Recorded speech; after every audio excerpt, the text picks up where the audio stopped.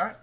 Hello and welcome to another episode of the Sharp Talk Podcast. I'm Tom, aka Tom Hosting Outdoors on YouTube and Instagram, and I'm joined by two of our co-hosts today. We've got Gerald, who's Outpost 76 on YouTube and Instagram, and Dirk, where you can find him on YouTube as Dirk Werning, and on Instagram at DirkWerning_YouTube. First episode on YouTube, so welcome, guys. I know that we've been posting, the episodes to this slowly, not quite as frequently as the audio versions go up, because these take a lot longer to upload, but this should hopefully solve some of those issues. It should just post directly to YouTube after that, so we won't have any more of the delay. So welcome to everybody watching on YouTube, and with that being said, let's go ahead and jump into our pocket checks today. So what do we got, Dirk? Well, it was Sunday, and I was just chilling around the house, so I had the Frank Fisher battle today. So I think you already win. We don't even have to share what we have. It's not a contest. I'm just, sharing. I'm not sure if anybody has to even show what they have. Now I got, No, come on. What do you guys got? What do you got, G?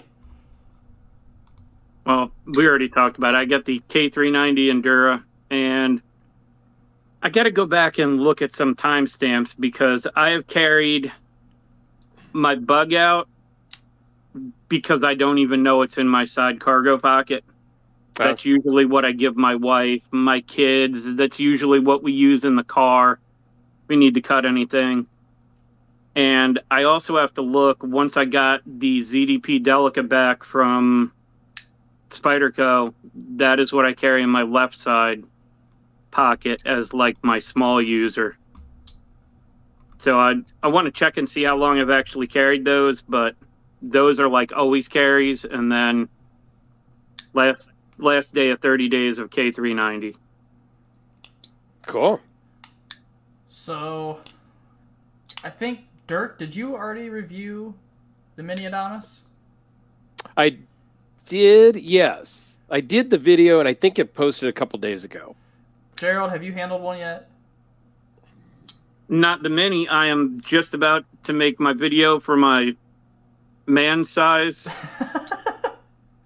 Well, that's what I got on me today, is the boy-sized Adamas, Mini Adamas. That's good. The boys size. The boy-sized Mini Adamas. I liked it. They make axes for men, and then they make boys axes. Little ones. Exactly. This is like the pack axe, Right. I liked it. I thought it was really great, and I have not handled one of the full-size ones, but yeah, and apparently there's an auto. There is. Have you ever handled an auto Adamas? Nope. That big chunk of a blade. Let's go back. Have you ever handled an auto Benchmade that is access lock to deploy? Yeah, the Auto Fact, I think it's called. Yeah, that's the new one. And is the 9400, is that the access lock version also, or that's a button? That's the button lock. Okay, so I just did the video on that, and then I did do an Auto Fact. I don't know, the whole access lock auto deployment is odd to me. Yes.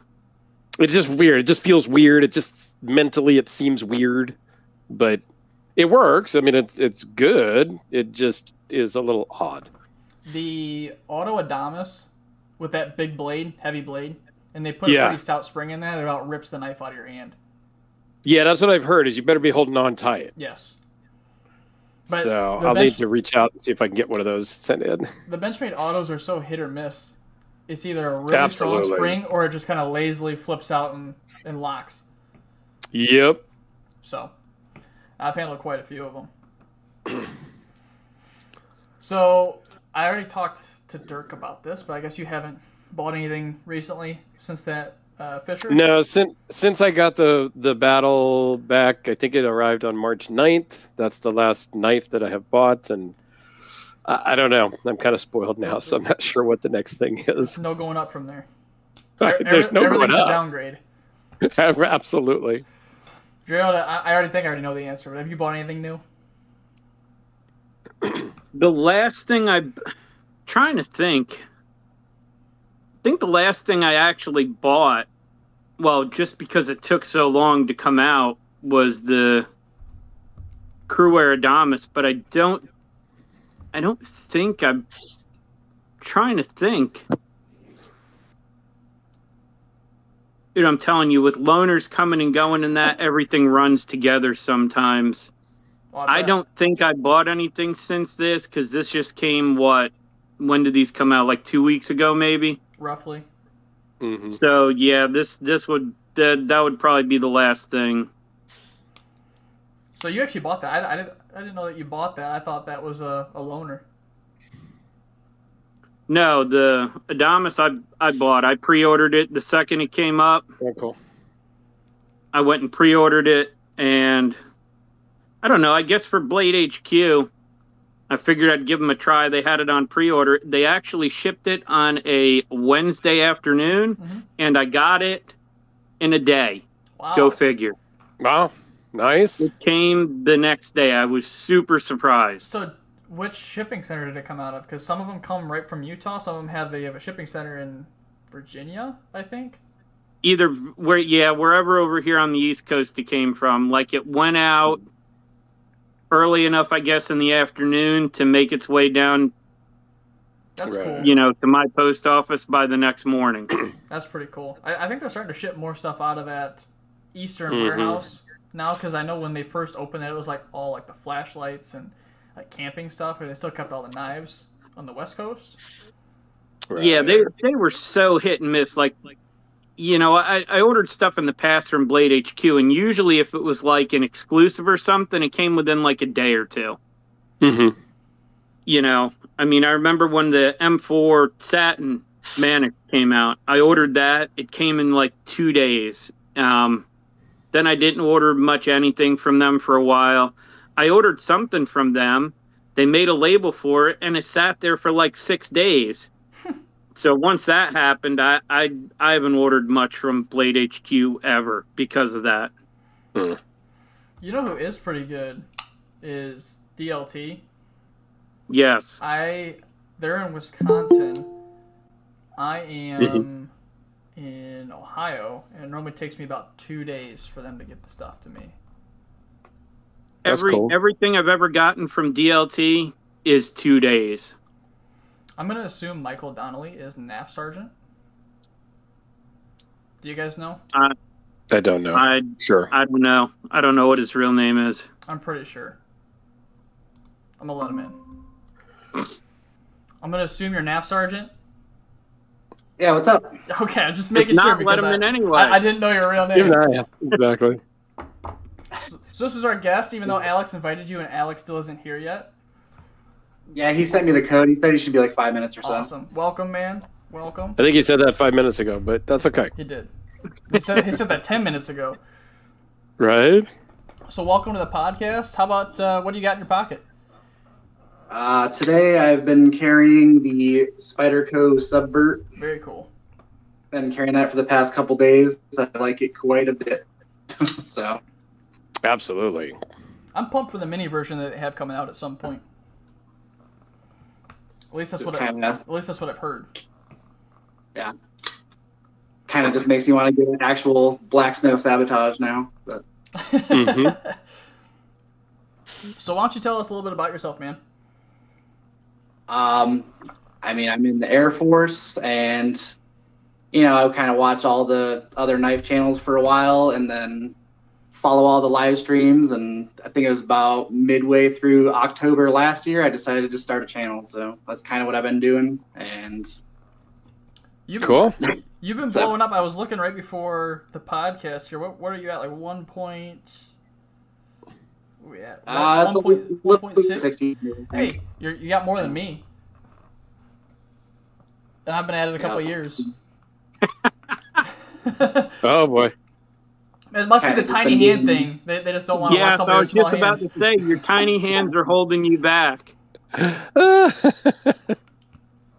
No, I basically just set a goal for uploading at least one video per day. Kind of a spray and pray, quantity over quality, I guess. I don't know. That seems to be what everybody's doing. Dirk, you do that. Jake was doing that for the longest time. Yeah, I've done one a day since I started in December of 19. I don't know how you guys do that. I can't think of enough video topics for that. Dude, I don't know either. It's a lot of work to come up with the stuff. And and to get people to loan stuff in and to come up with random topics and things like that. It takes a bit of work. And I'm going to be gone here. I got a couple of trips coming up that I'll be out of town for a week or 12 days. So I got to pre-do all of those so that I don't miss while I'm gone. Yeah. So yeah, it's a little bit of work sometimes, but it's kind of fun. Has its moments.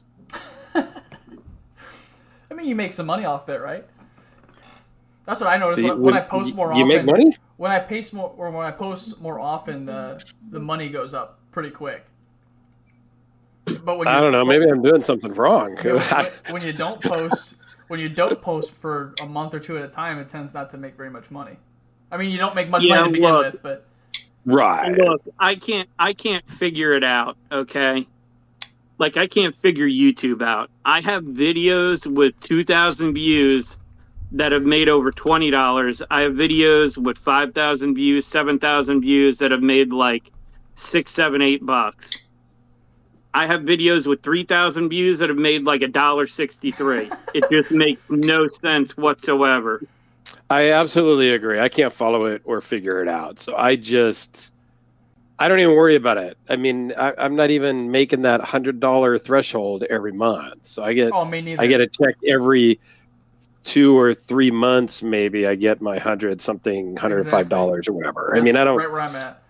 I don't really stress about it. It just is what it is. If you upload like 4 times a week, 4 to 5 times a week, you'll easily break that. Yeah. Dude, I upload every day. When I was doing like 4 to 5 times a week, I was making like, $130, $140 a month. How long? Well, are then your videos? nobody likes my stuff then. So Now, because I'm doing 7 to 10 a week. I don't know. I don't know. How long are your videos? I don't know. Last month I did. I think I uploaded maybe 8 videos last month, and it made like $95. All right. Well, I don't know. But it's it's everything that I've uploaded before that's still Right. doing well. Like that S110V sharpening videos made $50-something since I put it up. Just that one video. Is that your most? Is that your most viewed? Yeah. What's funny is my most viewed video is on a watch. Oh, really? Well, I think you know where you need to go then, Dirk. You need to stop with the knives. Normally my watch videos get like, 0 view, like, 10, 20 views in the first 24 hours. So I don't do a lot of watches. I mean, I've done a few here and there, but yeah, it was a G-Shock MTG, I think it was, that has the most views out of all of my videos right now still. Well, what's up, ladies? I know. What's up, Alex?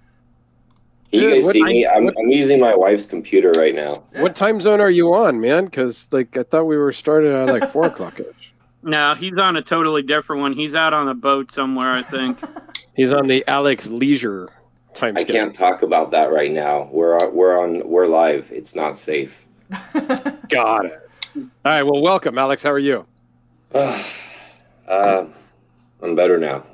I had some stuff I had to take care of, but here I am. So good to see all your faces. I see Mr. Bearded Gear couldn't make it at all, so that's a bummer. But I'm glad to see the Knaf Sergeants here. Yes. He made it. Welcome, man. Not much. Welcome aboard. Thanks for joining us. We really, really appreciate you hanging out with us on our mess of a podcast. I told you it was a shit show, bro. We're known for it, and it is that. We're known for starting late. Yeah, that's true. But we're working on organizing and elevating. So, it's work in progress. Yes. Dirk is getting ticked off like every episode he just got on. I just invited him on. He's like, you guys need to get your shit together. Come on, a little bit of organization. But we're getting it. Hey, Dirk and I So always see, the thing is like me, when I put this thing together with Tom, I'm like, this is going to be kind of a casual thing, right? Like we're going to be audio only, right? So who cares? But now we're doing live, so I guess I got to get my shit together. So whatever. So, anyways, All good. lots of stuff has been going on in the knife world recently, and I'm gonna have Dirk do knife news today because Dirk always knows everything before I do. I didn't plan for that, so I'm I not know, sure neither did I, have man. that. I don't have the my fingers on the pulse of the knife news. But like Bearded Gear called in sick, so we're gonna have to fill in. I'm just messing. Anyways, so you guys already run through Pocket Check? We did. What do you got? I got the one I've been posting lately, that new custom from Kurt American. I like that a So lot. it's a Phantom in W2 with a Hamon on it. It's kind of cool. His first bolster lock, which is incredibly well done. Yeah, it looks great. Yeah, it was well made, and like I was telling Kurt, he told me when he first finished it up, it had a bit of lock stick on it. I'm like, oh God, it's his first bolstered lock. Oh God, what went wrong? Like I'm like, just hang on to it, man. I don't even care if you keep it another month or two, whatever. Just make sure it's right so I don't have to send it back. So a week later, he's like, it's on its way. And it's in that class of the handmade customs, which is in its own class, right? Like they're not, I don't judge them the same like I would like a skiff or like how I would judge a Shiro or how I would judge a Rockstead. Like anytime a machine and like mechanics and precision are involved, I grade those knives differently. Maybe not stricter, but just like on a different scale.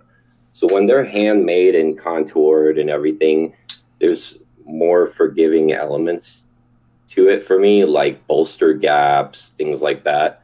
But man, this thing is this is the first time I had a full handmade custom I didn't have to return for anything. It's flawless. Like it works perfect, and yeah, pretty That's cool. Sweet. Yeah, good customer experience with Mr. Kurt. So that's great. Yeah. So that's what I had. Very nice. I like that one. Yeah. Is that Westinghouse micarta? It is. Yeah. It is. Beautiful. Yeah, it's Westinghouse micarta on the pivot colors and dark blasted bolsters and tie, and then he's got a zirconium pocket clip. He kind of does it like Ian from CMF, like a little thin one. Yeah. Yeah. And then he did a black Zerk backspacer, which looks really, really nice too. So I like how he matched it up. I had to ask him a second time, just kind of darken the blast even more since he was going to use some he was going to use some Zerk. And it ended up being like exactly the way I wanted in the end. It's really cool. Very, very nice piece that he did. So yeah, enjoying it. And then I coupled it up too with a slip joint, which I don't do often, but I coupled it up with this slip joint I've had probably for like 6 years. It's a classic butcher with a little bit of mocha and rosewood. So yeah. Seen that one a time or two. Oh yeah. It's been I think this was like, because these I guess are kind of considered customs, I guess. I don't know, whatever. But it would probably be one of the first custom-ish knife I bought myself ever. Like in the very, very early years of that kind of purchasing, Jim Moore wants to know if that was the knife you talked to American about at CCKS. Yes, it is. Very cool. That is exactly the one. Now, did you send him the Westinghouse for that or no? This one I had him source for me. I looked for some, and then because you guys know I usually like to like do my own materials and send them out to the makers. So, but at that time, like finding legitimate Westinghouse, it's getting slim pickings. So I found some, and then he's like, "Hey, my buddy, like right down the way has some for me. Like it's right here. I could just go pick it up, and it's this much." I'm like, well, fine, whatever. It was like maybe $50 more than what I could get it for. So it was a little tiny markup. I didn't like whatever. Okay. Yeah, I've never sourced my own materials to send down to a maker before. So Really? Yeah, I've never done that. Dude, it makes you feel like you kind of made the knife too, Like it's like your signature to it, right? Because a lot of times this kind of all started really becoming a thing with me when I talked to Fernando Medina for my Hellcat build. And I did it before with like scale materials. But then when I talked to him, right, and Fernando's made some really nice, dressy, like full custom knives, right, with some really wild Damascus. So when it comes up to time for my build, he's like, well, I got some CPM 154. I got some CPM D2. I'm like, oh, come on, man. Like, I'm already spending this amount of money. Right. I'm not going to put a CPM D2 blade, as cool as that is, because you can make them shiny and all that. But right. I'm not going to do that. Like, so he's like, well, I don't know. I'm like, well, bro, like, fuck it. I'm just going to go order you a billet and I'm going to have it sent to you. And what's your address? So I ordered a billet of that razor wire Damascus from Vegas Forge and purchased it online, and it got drop shipped to his address. And then the Westinghouse is on that one. I sourced myself and I sent to him for that. And then he provided the zirconium and titanium, and he made the knife. So we're doing one more now. We're definitely doing one more. This one's going to be really wild. It's going to be a lot of maroon micarta and copper Damascus sandmais is all I could say. That'll be cool. Yeah. I have a hard enough time just picking materials. When the maker says, well, I've got this, this, and this, I have a hard enough time. I'm like, dude, just make it. Just make something cool. Tell me how much, and I'll send you some money, and just make it. I'm good. Try it once. I promise you'll get addicted. That's what I'm afraid of. Yeah, I mean, I was talking more than I would have just having the maker make it. I was just talking to Mike about this a couple days ago. He's like, dude, I ordered some materials because I like showed him. I'm like, hey, check it out, man. This guy's got this big old slab of Fordite, because I've never had a Fordite knife and I've wanted one for a couple years. So now that the price has gone down in these things, I found this seller who has really nice pieces of it.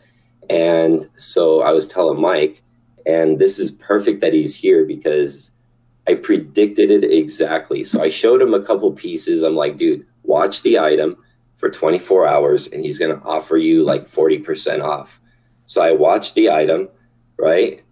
Because that's what happened with my first piece. And then there's another piece that was like $100. It was a much bigger chunk of some really cool stuff. I watched it. It was 100 and something. And then the next day, just like clockwork, he offered me like another 40% off of that one too.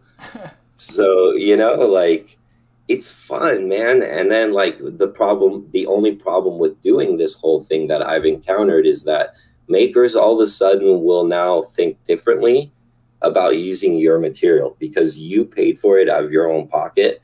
So sometimes they'll be like, well, what if I F it up? I mean, I don't want to be responsible for it, right? Like, but if you can use micarta and carbon fiber, and I'm not sending you cheap stuff. Like, I don't buy cheap materials. I'll never do that. That's a waste of money. Right. So if it's going to be carbon fiber, like I have carbon plate and I have fat carbon also in my knife box waiting for a knife. Like, I don't send cheap crap. So, whatever they're going to be working with, it should be legitimate stuff. Mm-hmm. So there should be no excuse, right? But even sometimes with that being said, I've had issues. So, well, it could be a material that they're not familiar with, that tools differently, grinds differently. As they're doing it, their normal process could crack or chip this new material that they've never used before. That's a good point. So that could be some concern on their part. Like, hey, I'm glad to try, but I've never used X material before, so I don't know how it's going to work. when I start to drill into it or cut it or shape it, whatever the process is for that particular piece. Well, So I'm a pain in the ass, Dirk, though. It doesn't work that way with me, right? I know want the knife. I want the knife the way I want the knife. And you should have it that way. I get it. Me and Ian right now are having some debates about a freaking Damascus clip. Like, it's been going on. Oh, that's right. You were telling me about that. So, like, we're still going on about that. Like, I want what I want, but then I try to be reasonable about what they're comfortable to work with, right? Right. But if it's an artistic difference where, like, no, I don't think it's going to look good, I'm not making you that. It's going to be like, well, I mean, it is like my knife and I am paying you premium. Like, right. And this conversation is not referring to Ian, because Ian and I are buddies, like we're friends. Mm-hmm. But I've had this kind of encounter with other makers before. And, I've had two of them fight me on, like, making something the way I wanted them to make it. And then when it's done, they're like, holy fuck, I'm so glad I made it that way. This thing turned out awesome. And thank you for pushing my boundaries, because I had no idea I could do this. I'm like, you're welcome. Right? Like, but then, like, now that becomes a very special knife to me. And if you notice, like, unlike, I think you guys could agree, like, unlike a lot of knife collectors nowadays, like a knife like this one that I've had for 6 or 7 years, I keep my stuff. I don't flip a lot of, like, especially like certain like custom stuff, because I bought this one for a reason, right? Like, this is gonna slip in a suit pocket or something like that, and it's like in that little stack of suit pocket knives. And it stays there. I don't like, I'm going to get rid of it. So when I build a custom and I tell these guys, I'm not one of those collectors. I'm going to take a bunch of pictures for about 4 to 6 weeks. And then I'm going to flip the knife while it's still hot. And then I'm going to go get something else built. That's what a lot of high-end collectors are doing right now. And, makers don't care because they're cashing in and it's good. And then some makers do care because they're like, well, dude, you just made a profit off the knife I just made you. Like, maybe you should have just given me $100 tip. How about that? So Mike, what's your thoughts on this custom knife realm? Because I've been noticing you have been buying some insane cool stuff, like Resentis and stuff I haven't even encountered yet. Yeah, I mean, I just kind of started going into a collection refinement phase, kind of, and all the cheaper stuff that I review, usually I either sell it or whatever, really, and then I kind of just started picking up some more expensive stuff. So I haven't had one. Well, actually, no, I forget, like, all the time. I am currently on the list for a custom smock. That's the only one I have currently being made for me right now, but okay. The rumors of a long wait list on that is true, unfortunately. So, but I think he's legitimate, though. Like, he at least he communicates with his customers, from what I hear.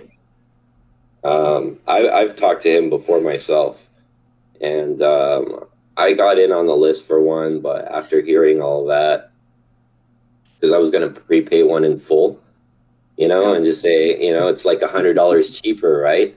Yeah. But then it's probably a year longer. Right. So, I kind of like, you know what? I don't know.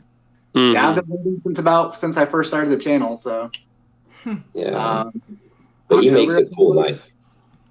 Yeah, it should be pretty cool once it's all done, but. Yeah, everything takes time. I mean, that's just part of the game. Is you gotta wait. You pay and you wait. Whatever,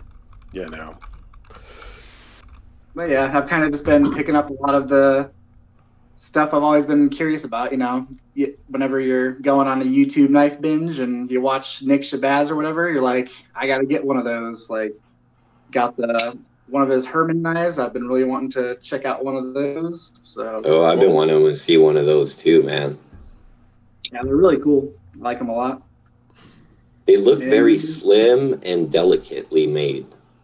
Yeah, they're really nice though. Like, I really like these high-end liner locks. Like, they're like it's weird because it's not just like a slab of titanium for the lock bar. It's actually like a milled piece of like titanium.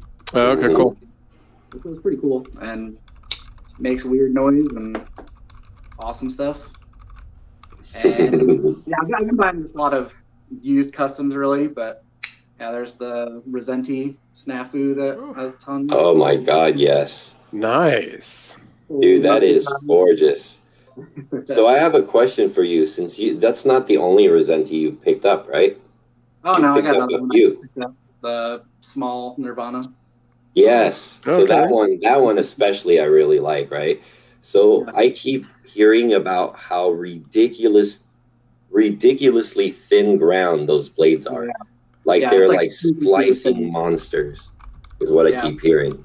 Yeah, the snafu is a little thick, but the Nirvana is like a really thin hollow grind. Yeah. I believe it's CPM 154. I could be wrong, but yeah, Very cool. nice. I like that a lot.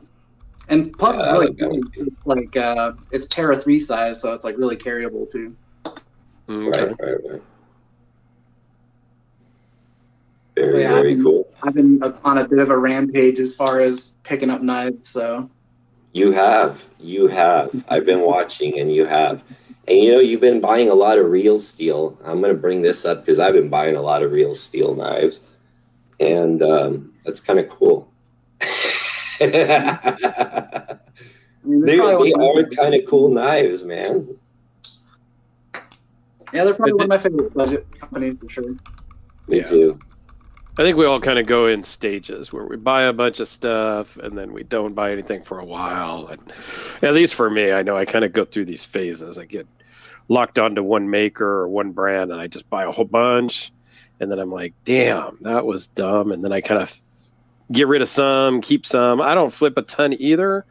I have gone through some phases and sold some stuff this last year, really just so I could afford some other stuff. So there was a means to an end, but there's more stuff I need to sell that I just never, I thought was cool when I first got it, and now it just sits.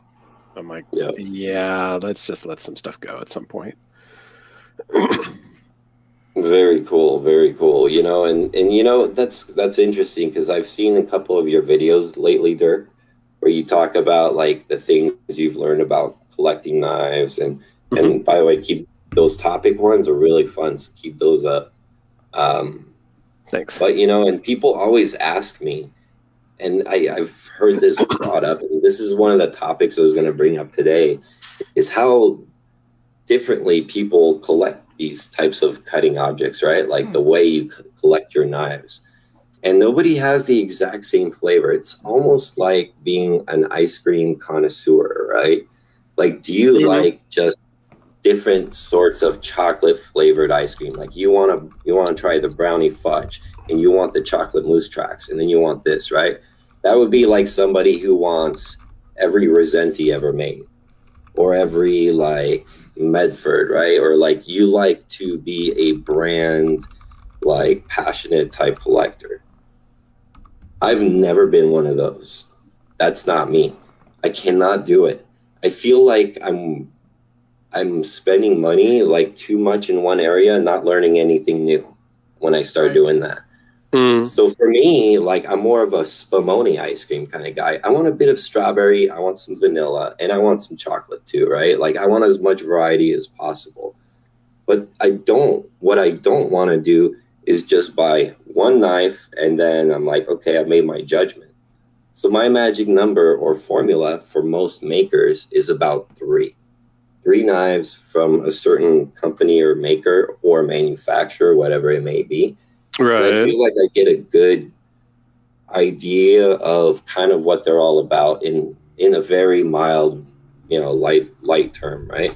So that's usually the way I collect knives. And once I get my 3, if I like them, I'm not restricted to 3 knives. Like, for example, I'm a Zeba fan, right? So I have like 7 or 8 Zebas.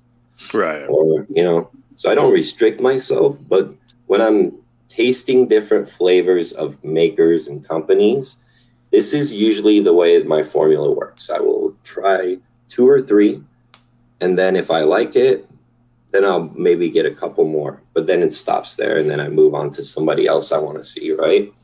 So the only time that doesn't apply is when we're talking like book orders, right? Like JG's or like Fisher's or stuff like that. That you don't most of the time you can't even do that if you want to. Right. Unless you start going crazy on the secondary market or something like that. Exactly. No, that's a good take on it. And I've gone both ways. I mean, I got heavy into a couple of makers for a while, and then I've sold a lot of those off and gotten more variety. So I don't really have a formula. Right. I just kind of randomly bounce around like a ship that's, just lost at sea, kind of bouncing here, buying that. And well, and that's funny. When you and I first became friends, you had a variety of stuff, but you had the vast majority of a certain set of things you liked, right? Yep. Eggs. And that's all changed now. Birds. And then, as you're like doing this YouTube, you're handling all these people's different crazy spectrum of knives, right? Like anything from like $30 like Willem McKillum or Mickelson slip joint to like a freaking, right? Like a Fisher that you just got recently. Congratulations on. Thank you. That knife is ridiculous, man. That is the most, and it's pretty. I'm still in shock every time I pick it up. It's so awesome, man. And it's like, it's not, like on some knives, there's like certain part that make it cool, right? Like you got a really nice blade on like a clean handle, right? Or you got a really wild handle on a nice, clean, sterile blade. But on yours, it's just like a party from like tip to heel, like it really is. It's like, and then you start looking in between the liners and stuff, and then there's more hidden joys in there, right? Like, oh, for sure. I think now I've had it for just over a month. I think I have noticed and picked up all of the details now.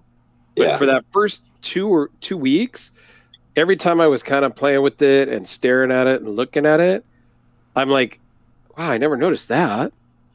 I didn't notice that either. Like, there's some really crazy nuances and just attention to detail that it just blows me away. Like, I didn't know that was a thing until I saw it here. I was like, damn. Do you see that thing, Mike? Yeah. I follow him on Instagram and all those. I've definitely seen photos of him. It's just crazy. I'm still in shock that I was able to pull it off.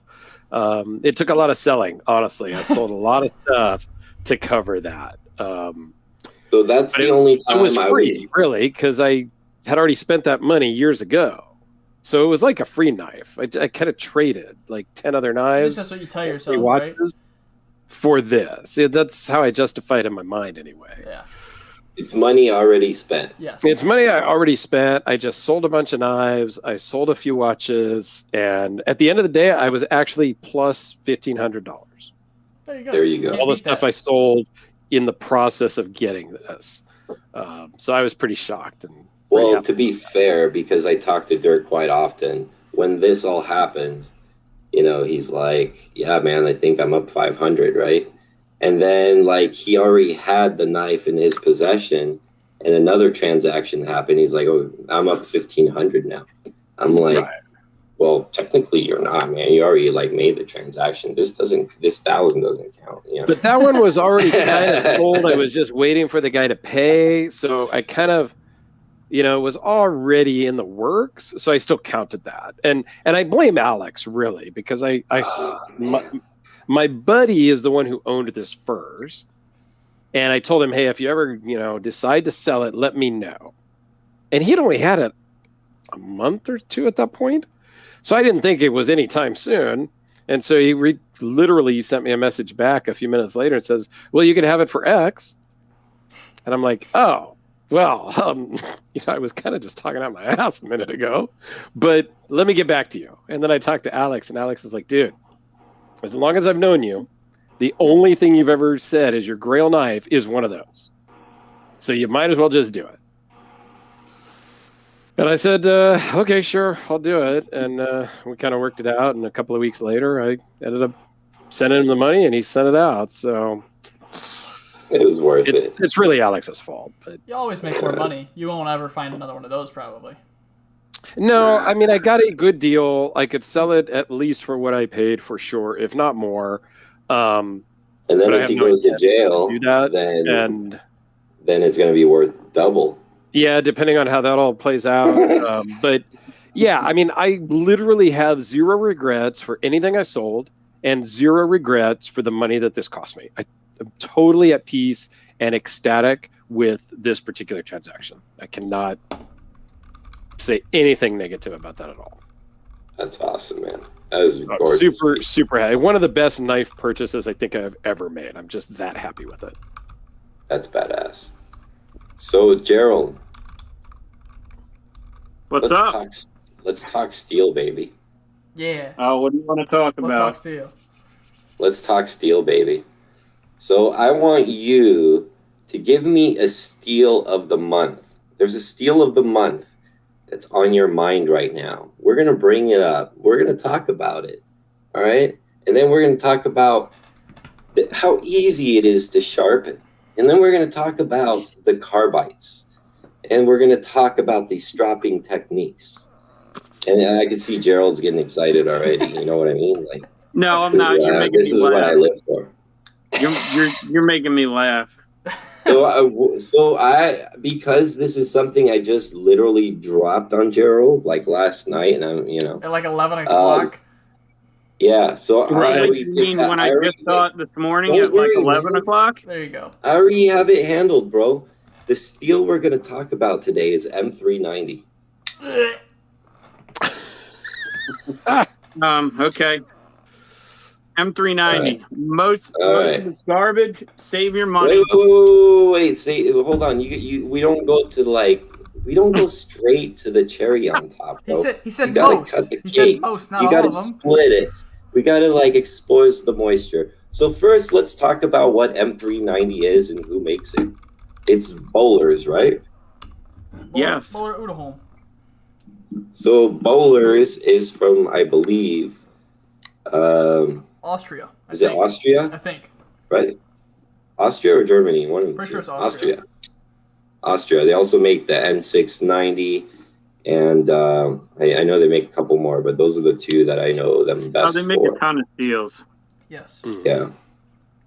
So as far as their manufacturing of what M390 has been created to do and what it is, we can all agree that the recipe and the ingredients are good, right? Like, it is a recipe for good performance, correct? Yes.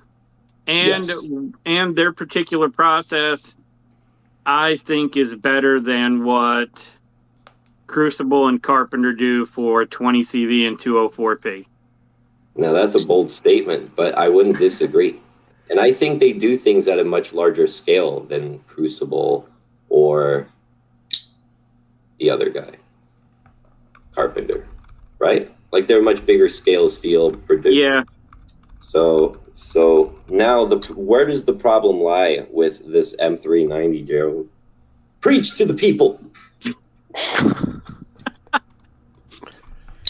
Look, the biggest problem is it's not something that is supposed to be done in these gigantic batches like they do in other countries. You know, these mass production ovens that, I mean, I've seen some pictures. I have a picture somewhere somebody took that the oven is so big you could walk inside of it for quite a bit. Wow. You know, we're talking thousands of blades at a time. Now, even if you dial it back, look at Spyderco or Benchmade, have their share of issues with it, doing hundreds of blades at a time. So it's something that if I was going to buy it, it would be from someone who's going to take the time to do it right. So do you think it should be treated more like a custom knife type treatment process, small batch, very low numbers, in a small oven, using like a conventional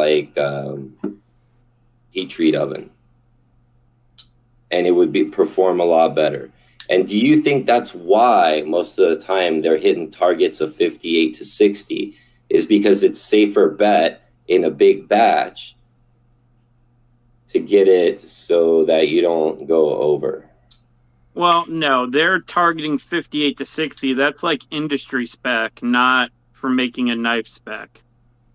So we're talking making more like a tool. Yeah, because it was made for tooling. Yes. Right? Mm-hmm. It's a tool steel. Yes, and I mean, you can take something. I mean, while hardness is part of it, it's a really small part of it. That's not what she said. Take even one of the better Spyderco M390s at 62 and compare it to Roman's M390 at 62, and the difference is huge. Right. But how many blades does Roman cook at once? I never asked him, but I'm gonna say not more than 3 if he's doing even 3. Right.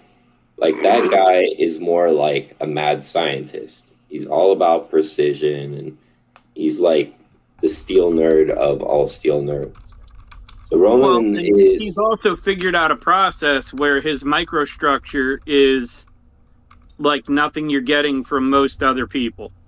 Right. He is like the top of the 1%. Yes. Right. Right. And it's amazing to me that he hasn't got more publicity out of it. But well, people don't see a lot of what he does. He also makes a lot of tools. Mm-hmm. Industrial tools. So knife people aren't really going to see that, and what he has made for people so far has outperformed anything else they can get. Yeah, that's pretty amazing. So Roman's young. In our lifetime, most people who are in industry or in knives will know who Roman is. Right. Right. Very, very cool. So who have you seen? Because I know you've tested more M390 than almost anybody else I know. Anybody on planet Earth, probably. So who have you seen do it well, and who have you seen struggle? Ooh, most struggle with it. Yes. How about who does it well? Depending on the model, you have a decent chance of getting an okay Spyderco in M390. You know, depends on the run, depends on the batch. I wouldn't buy it from most people. But who would you buy it from? If I were gonna, you would just buy Spyderco. If I were a gambling man, I'd buy a Spyderco, and at least you have a shot. Right. Yes, and how about Benchmade's 20 CV though? How does that perform? From personal experience, no. Right. I had an Anthem that they said was 59 to 61, and that tested out at 57, and they replaced my blade free of charge because of that. Oh, I remember that, yes. But I don't remember. I never heard of what was the end of it. So they gave you a blade after all, huh? Yeah, for free. They just basically said, like they tested it and everything, but they never told me, you know, if it was under spec. They just said we put a new blade in it and we're sending it back to you. I'm like, so it was soft. So we can safely assume that you found the same thing that we did. Yeah. And at 57, that stuff was very disappointing. Yeah, and I mean, as far as 20 CV goes, you know, I haven't used any of Demco's 20 CV, so I don't know how it is. I haven't used any of Hinder's, you know. I'm not going to go off what I hear till I use it. But even someone like Spyderco, where you have probably a 50 to 60% chance of getting good M390, 20 CV, which is supposed to be the same recipe as far as composition-wise, even they struggle with it, and their best model their best done run that's been in 20 CV is about 25% behind cutting wise of Whoa, Spyderco that's a big M390. margin. That's a huge margin, right? 25% is a big margin, man. That's pretty big. So 20 CV from Spyderco, I don't even buy it. I'm not interested in it. I don't care what model it comes on. Well, that's a lot of good information regarding some of these steels. So, yeah. So, yeah, you know. M390, if more people could do it well, when it's done even okay like Spyderco, the fine edge on it is pretty ridiculous. Yeah. It's even compounded further on a good heat treat like from Romans. But like, as an example, the 62 M390 has a fine edge that is equal to the 62 for hardness crew wear from Spyderco. Its total cutting for crew wear is just what the fine edge is on M390. Now, you don't have the toughness, granted. Right. But you do have the cutting power and then some. Just for a user steel, well done M390 is great. You know, just because of that fine edge. And it has almost, you know, it's like probably a 65-35 split between what the fine edge does and what the working edge does. Right. Yeah, that's another big margin right there.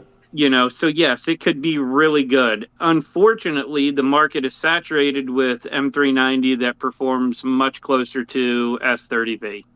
Yeah, I was going to say that's kind of where I've heard most M390s at right now is S30V cutting performance, which, by the way, is actually pretty good. Still solid. S30 but well, it's still a solid number, but it's not exactly what you're paying for, right? Well, heat-treated S30V feels better in sharpening and everything than poorly heat-treated M390. I've heard that too. Yeah. So it's just cool. It's a more pleasant experience. Very cool. So Dirk's gonna love it because I'm gonna bring up a hot topic right now. No. Come on, Derek. I don't think we want to go there. We're not gonna go. I promise we won't go to the dark side. Let's not go there. We've talked about this already. Let's not. Let's just do this for entertainment purposes. We're not going to get into details. We're not going to do anything like that.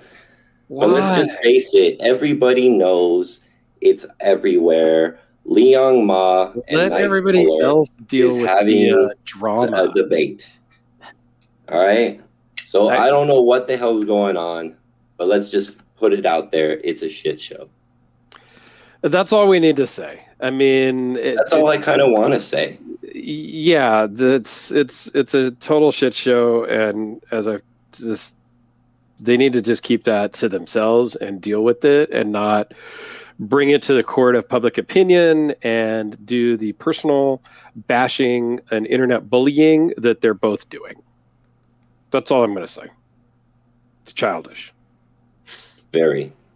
And then all the other people jumping in and giving their 2 cents on it, I think they all need to shut up too, because they don't know anything. Yes. I totally agree. It should have been something kept private. Yep. And dude, even Gerald knows about this one. Oh yeah, I've seen it too.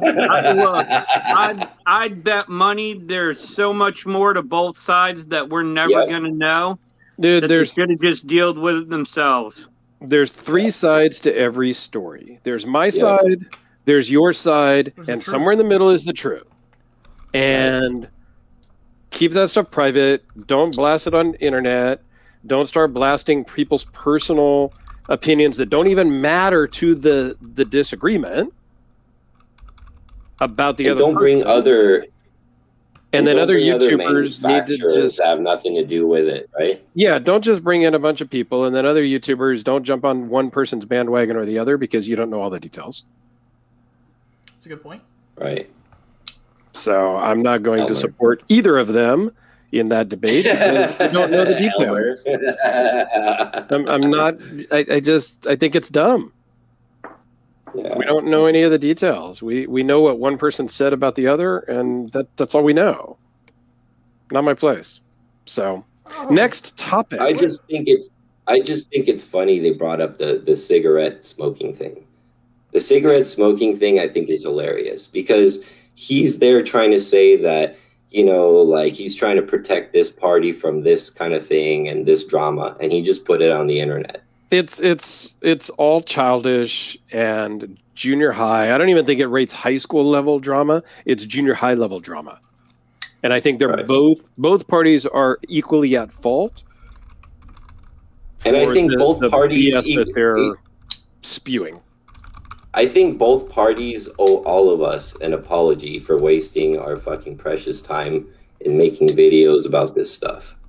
Like, I lost that time. I can't get it back. Well, then let's move on to something that's more productive. No, I'm just kidding. Hey, we got Steve in the chat. Which one? Super Steel Steve. Yeah. Who the fuck else? Of course. Well, I mean, I haven't seen Steve. He doesn't love me, call me, or nothing anymore. So, I'm hurt. He loves the Neves live Yes. more than Sharp Talk. Mm-hmm. Yes. But yes, big shout out to the Super Steel Steve. That is. He said, "Knife's community is a bunch of pussies." Hashtag changed my mind. Pretty much. I got nothing. He's right. So, moving right along to the next topic, I kind of actually just kind of wanted to continue along with the topic we kind of started off originally about how we collect knives. And this may be applying to somebody who only has 3 or 4 knives and how you rotate and choose what stays and what goes, to somebody who's just been on a drunk midnight buying binge of just buying everything that's cool online. That's kind of another shit show. That's pretty cool. So that's kind of what I wanted to talk about. I think we've got a good 15 more minutes, and then we'll wrap it up. So I'm going to start off with our guest. So how did you kind of start your knife collecting, and what kind of dictates, what do you do? Do you go to, are you kind of a books maker kind of guy? Are you kind of a retail shopper kind of guy? Or are you just like a secondary market kind of guy? And what do you what's your preferred method of searching for knives you want to buy and learning about them? Well, I mean, it started out as a retail thing, and then I kind of started. I pretty regularly, pretty much every day, on Arizona Custom Knives when they update their website every day. I'm religiously seeing what's in there. That's dangerous. I know, and and I don't really have any real brand loyalty or anything, like Alex was saying before. I kind of just look at stuff. I see something, I'm like, oh, that looks interesting, and then I'll kind of do a little bit of research on the maker if I'm not aware of who it is. See if he puts out good stuff, because I don't really want to waste my money. Right. But yeah, I mean, I've just kind of been, and then of course I had my grails. I finally got the Resentes, and now I'm kind of moving up to the next notch where I think I want to get a Sabotage at some point. So now that's big money. I know. That's I very would be big willing to money. come off some of the stuff to get one though. So Yeah. I've had those same notions before about a Sabotage. I've gotten to handle a few because my friend has a bunch of them, and yeah, it's like a knife on another level. It's like it's another step to handmade customs. Right. yeah, They come with their own problems too, though, and when you're at that dollar level, you get a lot of custom collectors get a little bit twisted when they get into this sort of market of collecting for the first time, right? The first time you're going to buy a $6,000 knife, and then there's going to be a problem with the fitment or the bolster or the action or something. people tend to freak out really, really bad, and it makes a recipe for disaster when you're playing with that much money, right, between two parties. So, like, it's that realm of collecting is something I haven't really gotten into. I think I'm just about to get my first one kind of in that area with the Fisher. Right. But at that level, there shouldn't be problems. Right. But I mean, there shouldn't be. But it does in general. And things do happen. But yes, me as a collector kind of in that realm, if I get something at that level, yeah, initially I'm going to be pissed personally, like and privately. And then I'm going to reach out to the maker and I'm going to play nice. I'm not going to be a jerk. But there shouldn't really be issues at that level. Like, it should just work. And I had an issue with one that I got at lower level, but the pocket clip didn't work at all. Like, I legit could not put it in my pocket. Mm-hmm. And I reached out. I'm like, dude, I thought I made it light enough. I don't know what kind of pants you tried it on. Like, was it like some silk, Miami Vice white, linen pants or something? Because it won't fit in my just normal, jeans. Not like big Carhartt, just regular jeans. Can't put it in. So I had to send it back, and they had to rework the clip. But I was kind of irritated because that should just. I get it. If you're a mass production place, you're not going to stick every single one in your pocket. But when you're a handmade custom and you're making one at a time or two or three at a time and you're shipping them, I would expect you to stick it in your pocket and make sure it goes in and out. That's just me. Jim said he thinks he's kind of a jewelry maker who specializes in knives. Some of the finishes are great, but I've found that some details and surfaces can look a bit unfinished. Which sabotage ones? Yeah, the sabotage. Oh, Naughty? Yeah. Naughty? I disagree with that. But my opinion's a little biased because the guy that I've handled his Naughty knives, he has like 6 or 7, so he's kind of like a special customer. So then I would expect those to be like flawless too, Right. But here's the thing though. So my Tough knife is the one that comes to mind to me. That one off that I had with the Timascus thumb hole, right? Yep.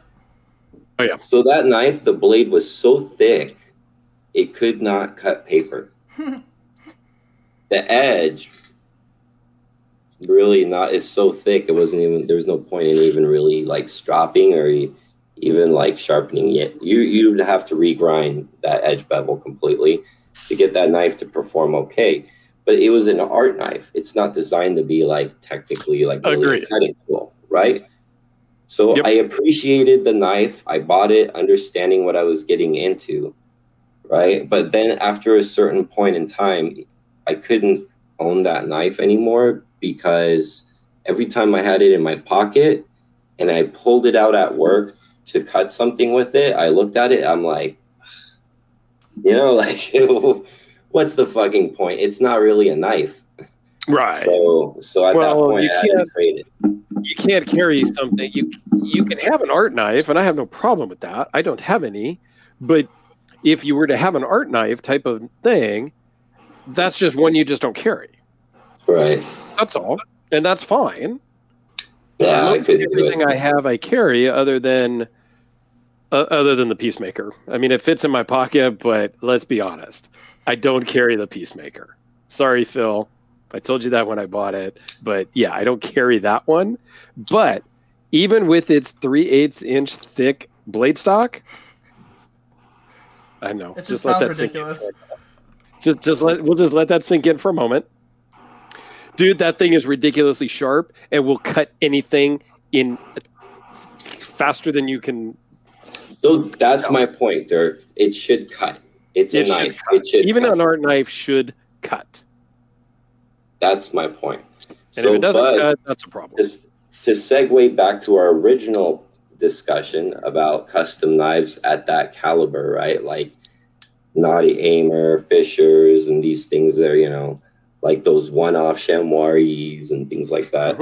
Like, I found that was probably one of the most rudest awakenings that I found out when I started handling these really high dollar item knives. Most of them don't cut that great, man. They really don't. And some of them don't cut at all. A lot of them don't cut at all. It was like, are you serious? People are spending this guy. My fucking thing won't even cut open in an envelope unless I stab the freaking thing, And so for me, I understand that art knife thing, but I still think, like you had mentioned, the Peacemaker is a perfect example. Yep. It should cut. And trust me, my pinky will tell you, it cuts. I almost literally cut the tip off of my pinky once. Do you have any artistic knives like that, Mike? Probably the closest I have is probably the Snafu, actually.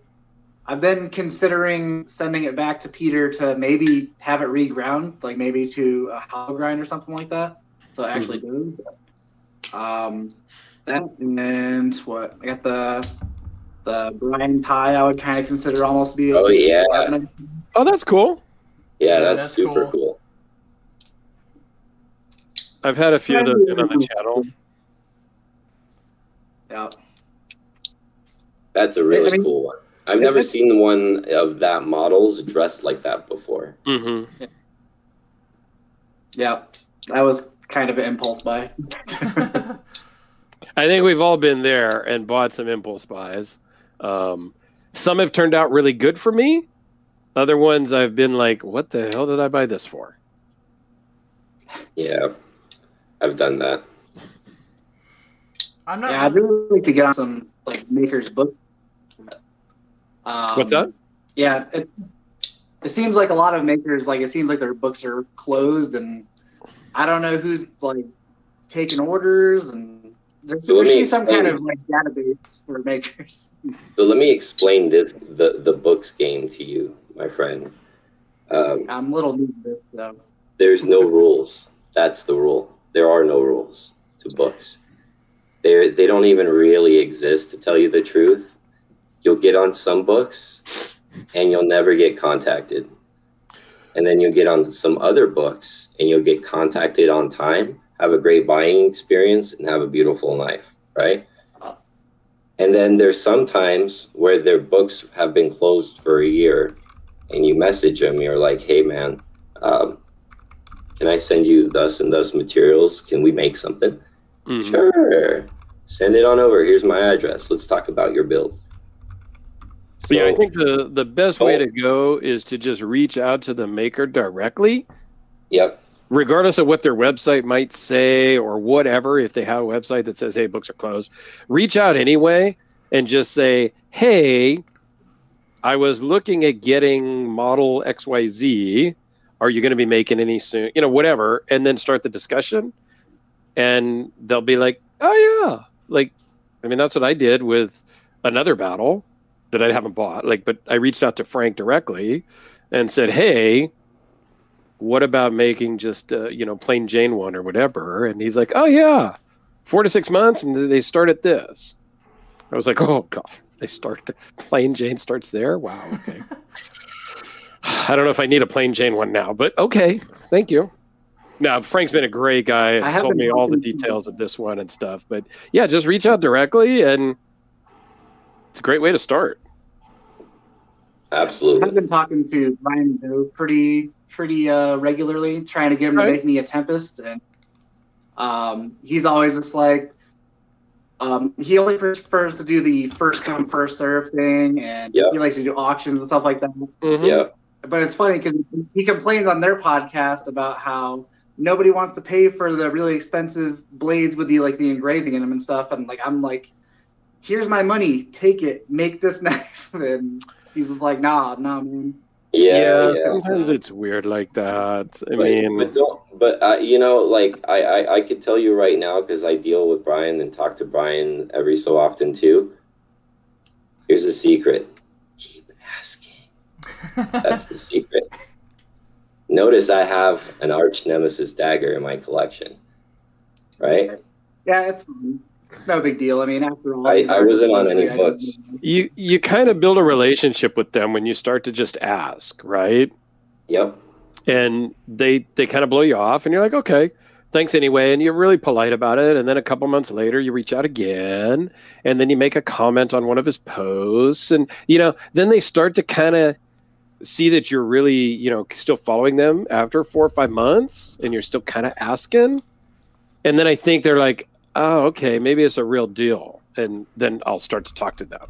I've seen that happen before too. And I understand Mike's frustration because he said one sentence that I used to repeat religiously. I'm trying to throw my money at you. Why don't you just take it and build me a damn knife? Like, I used to do that all the time. I mean, like, bro, I'll overpay you $500. How about that? And you just build it whenever you feel like it. I'm like, how much easier can I make it, man? Right. Something, right? And but I think if you create that kind of looseness with one person and you start doing it with a few, it may start making messy things, right? Like, he doesn't really know me personally. Like, I could be legit, but then I could be full of crap, right? Or he could have gotten burned in the past. So like Dirk said, I've gotten blown off, and I say, like, even sometimes 6 months later, after I've bought a bunch of other stuff I really wanted instead, I'll go back to him and be like, hey, man, whoa, where'd you sell that one at? Was it an auction, or, when are you making some more? Same thing, So it's about building a relationship with these guys, because on the flip side, I think knife makers get jerked around a lot too. Right. But then on the flip side, on our end, everybody gets the same treatment now because of it. So, whereas if I was like, dude, what's your PayPal? I'll just send you the money and make it for me in 6 months or whatever. Now, like, I don't even have that option because of, probably bad experiences in the past or whatever may have happened. So I don't blame them. But man, I used to say the same thing, Mike. I used to say that all the time, and it used to frustrate the hell out of me. I'm like, if you're in the business to make knives and make money, and you have a chance to sell one right now with profit, no argument. Like, what's the problem, right? Like, are you here to make money, or are you here to make knives for your friends? Like, what is it? So that's my spiel on that. Yeah, I agree. But yeah, it's just about building relationships, I think. And that's the fun part too. I mean, for me, I just start to try to build relationships with the makers and with the other YouTube guys and stuff like that.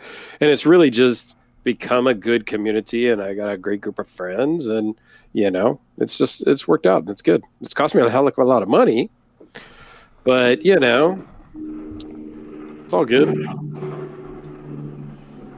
Got to pay to play, right? That's right. Unless you do some ghetto special effects on the iMovie like I do. Hey man, it works. Dude, yeah, you do a lot of editing, good stuff on that. No, it's not good, man. It's ghetto, but like, I make it work. No, you do a lot more than I do. Laugh every time I do it, because I'm like, or if I figure something new out, because I'm like, dude, that looks so cheesy. It looks so cheesy, like you're trying to mimic like a program doing something fancy, but it's fun. I think you do pretty good. Yes, yours are very entertaining for sure. Steel Ovan in the chat wants to know if anyone's going to Blade. Blade Show West, yes. Yes, I'm going to go down south to Blade Show West. I am not going to go to Blade. Yes. I'm not. I am not going to Blade, but I am going to Blade West because that's down the street. Yep. But you, Gerald? I plan on being as well. The what? All right. And where are you located, Mike? Currently in Las Vegas. Okay. Sin City. And So that's an easy drive down to Orange County for you. And I'm up in Northern California outside of San Francisco in Napa. So it's about 7 hours down to where we went last time, the custom knife show. That one was about 7-hour drive, 8-hour drive, I think, something like that. So, well, this one will be a hair bit closer though. It's a little more north. Yeah, at that level, it's it's LA traffic, so it's same difference. It's 8 hours down to LA, give or take, so it's fine. Yeah. I'll just drive down for the weekend. Call it good. 8 hours It's not worth through flying. the state. What the hell? Exactly. Ugh. Hell, I'd use to drive down to Huntington Beach for pizza. It's 432 miles from my house to my favorite pizza place. Have Ugh. lunch, drive home. But he sold it, so now I don't go there anymore. It takes me 4 hours to get through man. Ohio, and I feel like that's a lot. Because I would have been like, Dirk, dude, Redondo's like right there, man. Like I could, let's go grab a pizza tomorrow. Exactly. I'm there. You know I go a great distance for good pizza, so. Oh, yes. Yes, Dirk is a pizza connoisseur. Yes. Might be cheaper just to find like a food truck to bring it to you. I drive down to San Diego, which is a 2.5 hour drive from my favorite burger place. Oh, 2.5, like that's not bad, but 8? Wow. I would rather just take a plane, Yeah. like one of those little short flights. Oh, rent yeah. a car. Rent a car when you get down there for $30, $50, whatever. I'd grab like an extra 3 to take home. Yeah. And 2 chicks at the same time, right, Tom? Exactly, you got it. Although Mike would be the one with 2 chicks at the same time, man. He's the one in Vegas.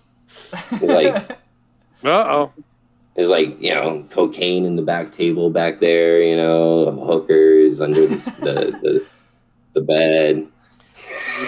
All right, now we're going off a little sideways. So That's what we always do at the end. That's what we Dirk. always do. We run out of topic. Don't interrupt it. We always go off the deep end at the end, Dirk. Oh, So- boy. All right. That's the fun part. That's the interesting part. So now, Mike, do you have any questions for us? Um, And it's okay if you don't. I was actually going to ask Tom and Gerald, have they ever messed around with dendritic cobalt at all, like teravantium? for Great testing? question. Not me. Yep, good one. Do you guys know anything about that stuff? I briefly researched it. Briefly. But it didn't, I'm going to be borrowing one of those knives here It didn't soon. interest me enough to try and go after one. But Is it purely about corrosion resistance? Is that really all it's about? And non-magnetism, right? It's not non-magnetic too, right? If I remember right. Yes. So it's like if you're like defusing bombs, it's good. I forget, honestly. It's been so long since I looked into that. I guess it's been a minute. That was like back when I first got into the whole steel stuff. Back when Tom, joined a DoD unit. Yes. Looking up. I'll have one at some point here in the next month or so. So I will do a little research myself before I do. It's kind of interesting stuff. I heard it performs like similar, like between S30 and VG10. It's like somewhere in between there is what I heard. But I have no idea. I don't know much about it. I heard it feels very strange to sharpen. Like it has a very weird, like. That's what I've heard too. And I don't know if that means like it's like it's crumbly when you sharpen it, or if it's like actually gonna have like a nice, whatchamacallit. God, I'm having brain aneurysm right now. What do you call that fine piece of steel that rolls over the edge that you have to break off? A burr. Yes, that. Thank you, Alex. That's what I always wondered from when I read on it, like from somebody sharpening it. It's almost sounded like it wouldn't like have a burr, like it just kind of like grinds an edge off with no sticky residue to it. I'm looking at it right now, and it says it has a hardness of 40. So it's basically all just carbide carrying it. Right. Which is weird. Yeah, it's interesting enough that I if I can't get one on loan here really soon, I'm probably gonna pick one up to just for carry a it science for a while, experiment. see how it is, test it. Right. Yeah, I like that. They also Very make cool, guys. the Boy company. They make dendritic steel too. That's hardness of 57 to 58. Although this is an old post, like 5 years ago, but they make a dendritic steel too. Well, I know Dwayne Dyer has put it on a few knives, like way back in the days. And I know there's another custom knife maker that did it too, but it's so long ago. I think It's not a new steel. I think I'd be more interested in like testing Stellite. Stellite seems pretty cool. Oh yeah, I see that's some 6K makers. stuff. Yeah, I see some makers run that every now and then. And Yeah, kinda Tom neat. Mayo loves that stuff. I saw Brian Nadeau do it once, I think. Yeah, On it's got a weird color too. The way it finishes, it's really bright. I think it was an Arch Nemesis that he did in it. I think. That's possible. Or it was one of the Typhoons. Yeah, that one would be neat to test, but you just don't see it often enough. But speaking of Brian, I know Mike pre-ordered one of those front flippers from him. Those new mini Tempest. I thought about it. I knew you would. I Come thought on, about it. Tom. It looks good. The only, well, I don't know. I don't want to spend $350 on it for one. For something I know, that. just like my other two. Cheap ass. Yeah, I mean, yeah. Cheap ass. Listen, like I told you before, my sweet spot's like $150 to $250. That's what I found. Yes. I've had expensive stuff before, more expensive. Well, let me tell you something, Tom. My sweet spot is $150 to $200 too. Well, that's good. What? That's my sweet spot. That's where I like to spend. Add a zero onto each end of those. That doesn't mean that's what I do. I'm just saying that's what I like to spend too. I wish I could be in that. That would be a great sweet spot, but That is I'm a good not sweet there. spot, Tom. Sadly, But what I'm saying is you need to man up. I'm not that bright. What I'm saying is I'm not going to spend that. But I did see that the Knife Nuts are doing the one in M398. And if I could get in, depending on the price, I might jump on one of those. Son of a bitch. They always do that. I always buy one of the first pre-orders, and then the Knife Nuts edition comes out in something cool. If it's like, because what were the standard ones? $350? I think mine Yeah. ended up being like $400. So see at that price, I'd rather just. But buy it's it. hand-rubbed satin. Like, it's not just belt satin. It's a nicely finished knife. I know. Dude, look, an even bigger question is who's going to be heat treating that M398? Riyadh. Because I've talked in depth with Roman about that, and there are very few people I would buy M398 from. And just like that, Joe talked me out of it. There you go. And that ended that. Yep. Thanks, Gerald. Uh, Save me $400. Well, we'll get to check out Alex's. He'll send it around for us. Yes. well, I didn't get M398. I got Damasteel. You still so can, though. no- That's all right. You can send it around anyway. We'll check that out. Yeah. Yeah, I'm gonna That's why start I didn't charging- buy one, because I knew Alex would, and I knew he'd lend it to me. We're So. all just gonna And live then vicariously through it Alex. came upon me. I need to start charging rental fees. I'm okay with that. Yeah. No, I'm just kidding. But yes, I will be sending mine along, but I don't think they would. They're like probably going to be 5 or 6 months down the road. Yeah, That's what no, he said. And then Tom has one of my pre-orders coming to him because Warthog is illegal to send to California. I mean, come on, dude. Like, why don't you just write carbon fiber on the box? So okay, so hold up. So What? you're gonna let me send the illegal thing though? Yeah, I am. All right, that's fair. I'm cool with it. All right, good. And you know, it's not illegal. Nobody said it's illegal to own. I did some research on this. It's not illegal for me to own it, but they can't ship it because he's in South Africa. So they can't export that stuff to certain states of some sort, That's is so what it dumb. is. What That's is why it? you can get it, but I cannot. That's He'll so send it dumb. to you, no problem, but not to me. Do you send it with my But name or remember, yours? California is like different on every level. Like, we have stupid laws for everything. Agreed. Yeah, we do. Yeah, it's a California thing. We're dumb. Alex, did you send it So- in my name or yours? So I know to be looking. Either way, bro. It's probably gonna have my name on it, but Okay. that's all right. It's not coming till June, so Oh, I thought you said it shipped. I know. At first, I'm like, hey, I thought these are pre-order. Like, aren't they? He's like, oh no, I got the shipping address. for June. I just didn't want to forget later. I was like, oh, okay. Gotcha. So yeah, he has not made them, which sucks because I was doing one of those drunk buys when I bought that. And so I didn't read that part. So I'm like, look at the markings on that tusk. That one's, dude, that warthog tusk looks perfect. And then coming to realize that's not even the knife I'm going to get. Oh, so yeah, I have no idea. They're all different. Yeah. I thought I was buying that one in the picture when I was drunk. Oh, boy. That's all right. But it's okay. You might get a I've better been looking wanting one. to.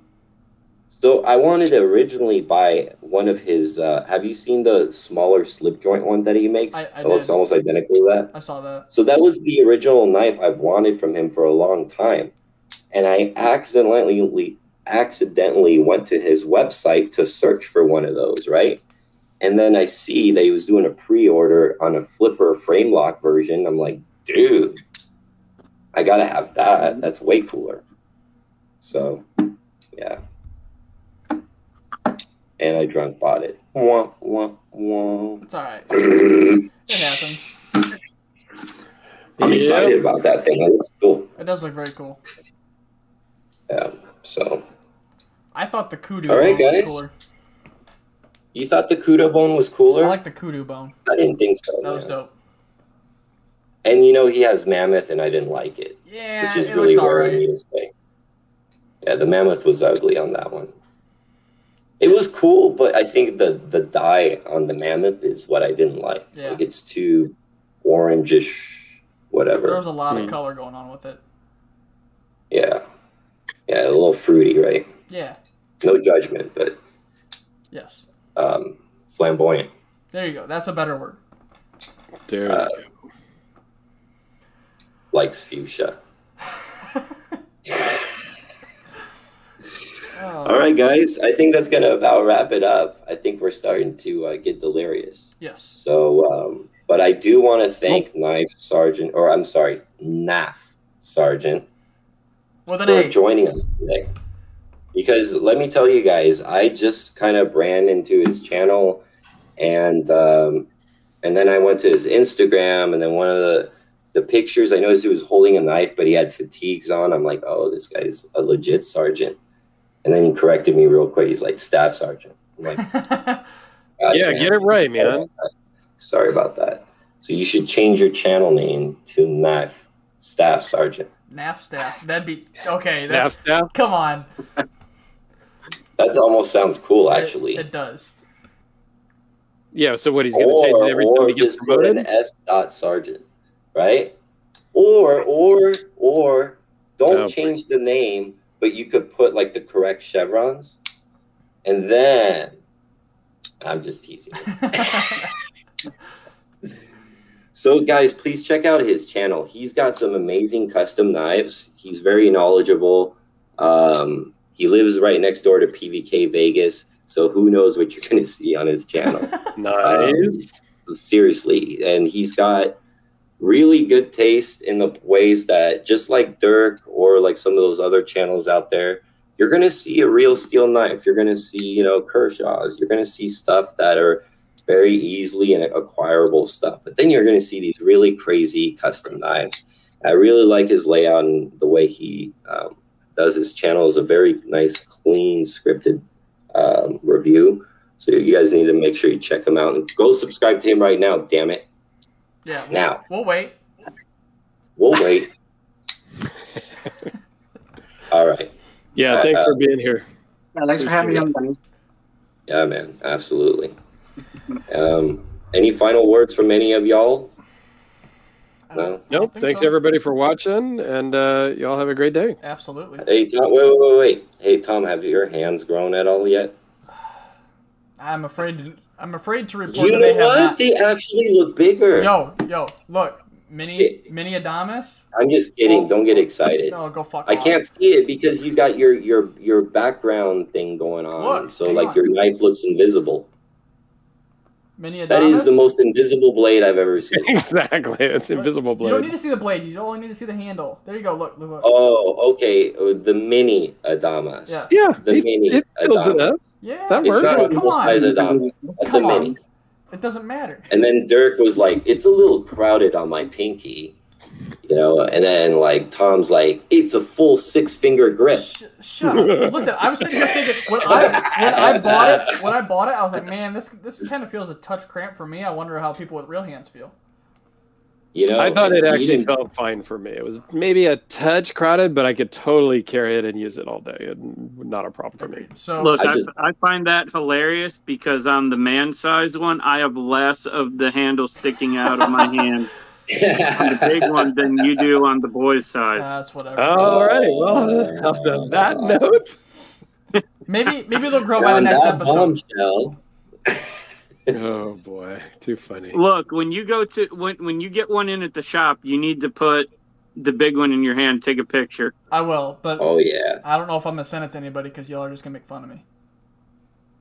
Don't worry, Tom. We already make fun of you. They're gonna make fun of you regardless, so you might as well just do it. I might as well just think I was gonna let you out one episode without talking about that. I might as well just post it on my Instagram with the hashtag #TinyHandsTom. We're just gonna add more to that hashtag, right? You just gotta own it. You know what? Just own it, and then it's no fun for anybody to bug you anymore once you own it. Next month, we're gonna have another hashtag Tiny Hands Tom contest. I think that's what we're gonna announce next month. We should do that. We should do that. That was a fun one. That was. So yes, that'll be in the end. So, anyways, look, Alex, you weren't here to see it. Tom brought the tiny hands up before anybody else this episode. Yep. Oh. See what happens when you're late? That's okay. See, I told you, you guys don't need me there. I forget what the context was, but yeah, Paul's got it. We'll just do a size extra small glove giveaway. Perfect. Oh, that's good. All right, guys. All right, thanks, everyone. Speaking of that, thank you everyone for tuning in on YouTube. This was the first episode on YouTube, and it went really, really smoothly. I like the way this is all set up compared to Twitch, and it seems like it was way easier for everybody to find and hop in. So this is the way it's going to be from now on. It's going to be live on YouTube, not Twitch. If you looked at Twitch, it's not going to be there anymore. So see you guys next month, the first Sunday of February. May. Which will be the 6th. So, see you guys next month. Great. Thanks, everyone. All right, guys. And done. Sweet.